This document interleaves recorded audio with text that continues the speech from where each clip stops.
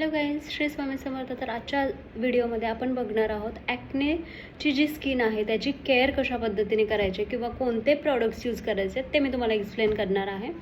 First जर आहे तर ॲक्ने खूप साऱ्या गोष्टींमुळे होतात, ते तर आपण येणाऱ्या पुढच्या व्हिडिओजमध्ये बघूच. पण जर तुम्हाला ॲक्ने असेल किंवा पिंपल्स असतील तर तुम्ही काय काय केअर करायचे आहे किंवा होम केअर किट जे आहे ते तुमचं कशा पद्धतीने असायला हवं ते मी आज तुम्हाला सांगणार आहे. तर इथे जे बघू शकता, फर्स्ट आहे क्लिन्झर. हे ब्लिस स्किनचं आहे ॲक्टिबायोटिक. तर हे लिक्विड बेस क्लिन्झर आहे, याचा फोम होत नाही.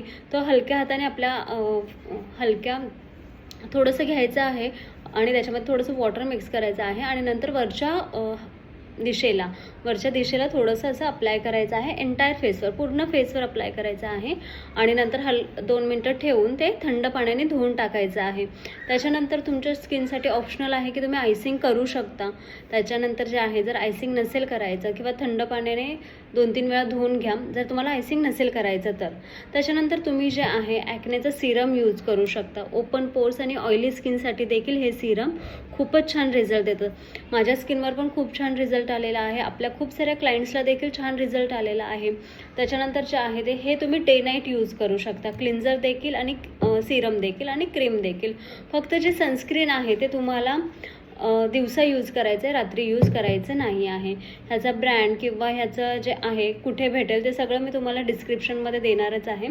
सिरम यूज करून झाल्यानंतर हे आहे मॉइश्चरायझर किंवा हे डे नाईट क्रीम म्हणून देखील यूज करू शकते. याच्याने तुमचे जे ॲक्ने स्पॉट्स आहेत हे मी यूज करते पर्सनली. ॲक्ने स्पॉट म्हणा किंवा ॲक्ने जिथे असतील किंवा पिंपल्स असतील ते देखील थोडे कमी होऊन जातात. हे जे आहे ते तुम्हाला डे नाईट यूज करायचं. हलकंच जर तुम्हाला ॲक्ने खूप जास्त असतील किंवा सेन्सिटिव्ह स्किन असेल तर थोडंसं टिगलिंग होतं, थोडंसं चुरचुरतं आणि ते हायड्रेशन किंवा ते इन्फेक्शन जोपर्यंत कमी होत नाही तोपर्यंत तुम्हाला तसं जाणवतं.